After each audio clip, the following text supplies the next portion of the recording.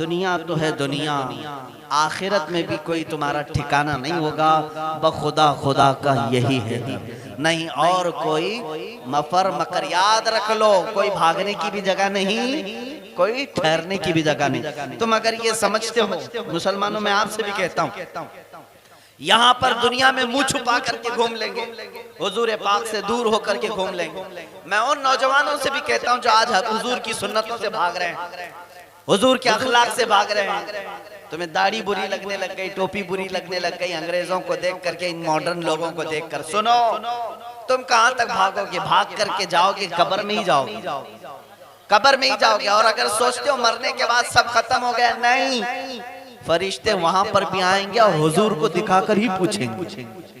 वहां पर भी तीसरा सवाल क्या है?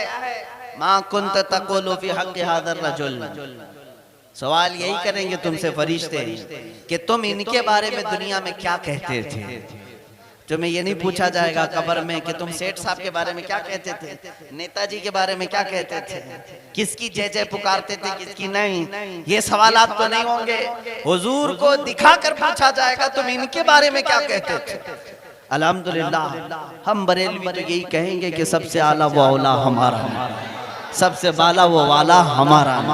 हम तो ये कहेंगे, लेकिन मेरे अजीजों कहने के लिए भी हिम्मत चाहिए, गट्स चाहिए। अगर तुम हुजूर को यहाँ पर भी वैसा ही समझते थे तो कब्र में भी जवाब दोगे, और यहाँ वैसा नहीं समझता था तो कब्र में कहेगा हा हा ला अदरी, हा हा ला अदरी, हाय अफसोस मुझे कुछ नहीं पता है, हाय अफसोस मुझे कुछ नहीं पता है। और क़यामत आने तक फरिश्ते उसे गुर्ज और भाले से मारते होंगे, कब्र में गुर्ज और भालों से उसके सीने को मारते होंगे।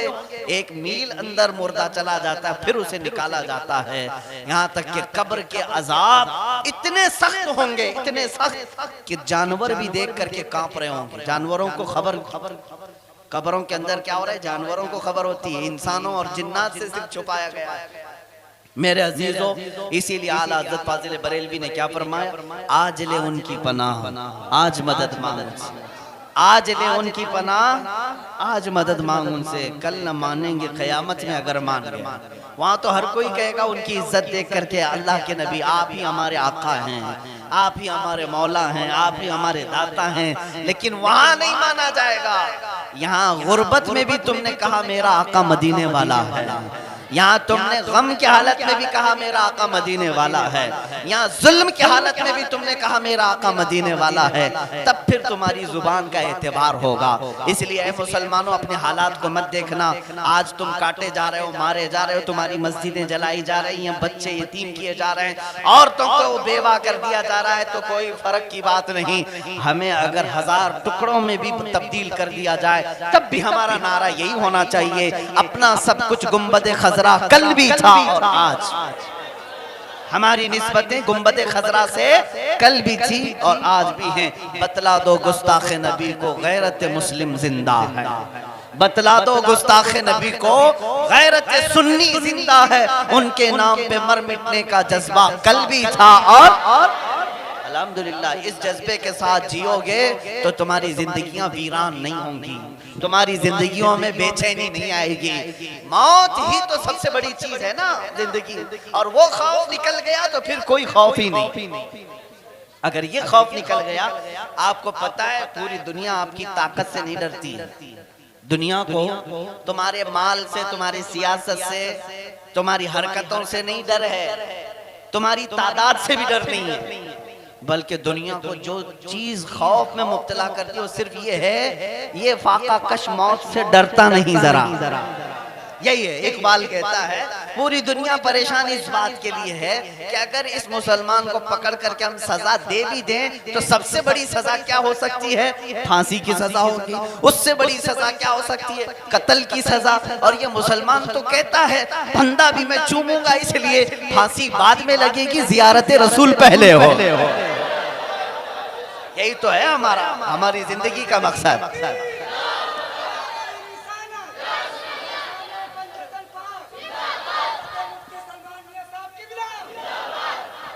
अजीज़ान गिरामी, एक खौफ निकाल दो, सारे खौफ से आज़ाद हो जाओ, सारे खौफ से आज़ाद हो जाओगे। हाँ, जिन लोगों ने मसलहतों का दामन पकड़ा, हिकमतों का दामन पकड़ा, बराए नाम लोग कहते हालात खराब हैं, अभी थोड़ा सा ऐसा चलना चाहिए, वैसा चलना चाहिए, तुम चल चल करके देख लेना, एक दिन फिर आएगा, मेरी ये बात तुम्हें याद आएगी, बखुदा खुदा का यही है। आज या कल तुम्हें समझ में आएगी बात। आज अगर किसी के पीछे झंडे लेकर के घूम रहे हो, कल तुम ठोकर खाओगे। हमने उन नेताओं को भी देखा जिन्होंने 50 साल तक एक पार्टी में अपनी जान लगा दी, लेकिन अब जेल की सलाखों के पीछे भी बैठना पड़ रहा है। हमने देखा है हमारा आसरा और हमारा सहारा कभी कोई दूसरा बन नहीं सकता।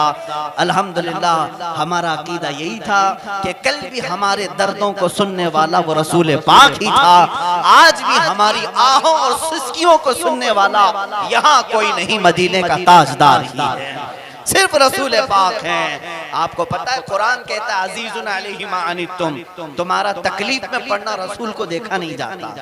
हुजूर पाक एक बार मिंबर पर खुतबा दे रहे थे, जो आसा लेकर हुजूर चलते थे, जो लकड़ी आपके हाथ में होती थी, जब मिंबर बन गया तो रसूल पाक ने आसा छोड़ दिया, मस्जिद के दरवाजे के बाहर छोड़ दिया। साहबा फरमाते हैं उस दिन जब हुजूर खुतबा देने के लिए खड़े हुए, पूरी मस्जिद में बच्चे के रोने जैसी आवाज आने लगी, बच्चा जैसा रोता है, हल्की हल्की आवाजें आने लगी। रसूल पाक सल्लल्लाहु अलैहि वसल्लम मिंबर से उतर आए, खुतबे के दौरान मिंबर से उतर आए और चलते हुए उस दरवाजे तक गए जहां वो लकड़ी रखी थी, वो लकड़ी को उठाया। साहबा कहते हैं आवाज बंद हो गई, जो बच्चे के रोने की आवाज आ रही थी बंद हो गई। हुजूर पाक सल्लल्लाहु ताला अलैहि वसल्लम ने उस लकड़ी को अपने साथ रखा, फिर लेकर के तशरीफ लाए। यह हदीस पाक में साहबा पूछते हैं आका ये क्या मामला था? सुनो तवज्जो से मेरे अजीज, रसूल पाक फरमाते हैं ये लकड़ी जब तक मैं इसको हाथ में लेता था, ये सारी लकड़ियों पर अपने आप को फख्र करती थी, और जब मैंने इसे छोड़ दिया और इसको छोड़ करके खुतबा देने लगा तो ये मेरी जुदाई के गम में रोने लगी। कौन रो रही थी?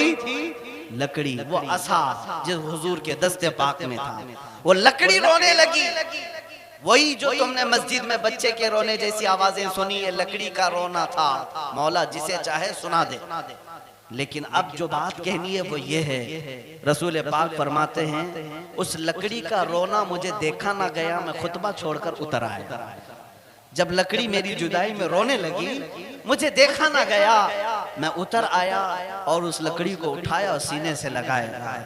मेरे अजीजों, उस रसूल पाक के हम उम्मती हैं जिसको लकड़ी का रोना भी गवारा नहीं, लकड़ी का रोना भी उन्हें गवारा नहीं। काश उम्मती अगर एक बार फरियाद करता, एक बार उस नबी पाक को याद तो करके देखता।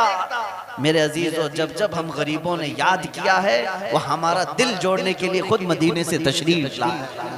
सुना है आप हर आशिक के घर तशरीफ लाते हैं, मेरे घर में भी हो जाए चिरागा यार।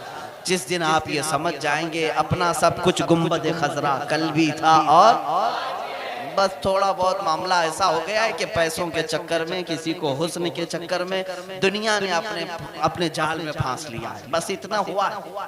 मुझे यकीन है मैं पूरे हर इलाके में घूम घूम करके आया, छोटे छोटे बस्तियों में गया, और जैसे ही मैं उतरता हूँ जवान नौजवान बच्चे बूढ़े लब्बैक या रसूल अल्लाह, लब्बैक या रसूल अल्लाह का नारा लगाते हैं, तो दिल में ये इत्मीनान हो जाता है अल्हम्दुलिल्लाह। ये जितने मुसलमान हैं बेअमल तो हो चुके हैं, लेकिन गद्दार अभी नहीं हुए। लब्बैक लब्बैक लब्बैक या रसूल अल्लाह, लब्बैक लब्बैक लब्बैक या रसूल अल्लाह, लब्बैक लब्बैक लब्बैक, गद्दार नहीं हुए।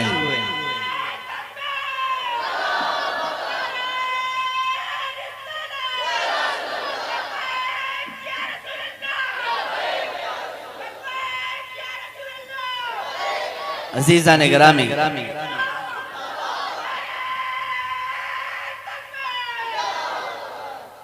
गद्दार नहीं हुए, ये तुम्हारे जज्बे ही तो बताते हैं। आज अगर कोई मुअज्जिन अजान देते हुए मुहम्मदुर रसूलुल्लाह कह दे तो हमारे अंगूठे लबों तक चले जाते और आंखों से लग जाते हैं। तुम्हें कौन बताता है हर मर्तबा के आंखों से लगा करके चूमना चाहिए? कौन बताता है? कोई नहीं बताता। ये जो दिल के अंदर मोहब्बत की शमा रोशन है, ये तुम्हें काम करने पर मजबूर कर। हाँ, ये अलामत है, अभी अलामत है। महबूब को देखने के बाद हाथ पैर हरकत करते हैं, और यहाँ हाल ये है कि उनका नाम सुनते ही लबों तक अंगूठे चले जाते हैं। या आज भी तुम्हारे अंदर मोहब्बत बाकी। इसी आस की वजह से मैं बाहर निकला और आप सबके इलाकों में घूमने लगा। मैं मायूस नहीं हूँ अपनी इस किश्त से। इकबाल ने कहा है कि अपनी जमीन से मायूस ना हो, बस थोड़ी सी नरम हो जाए तो अच्छी फसल फिर भी निकलेगी। हाँ, सुना है कुदसियों से मैंने कि वो शेर फिर होशियार होगा, होशियार होगा। हालात थोड़े से तब्दील करने की जरूरत है।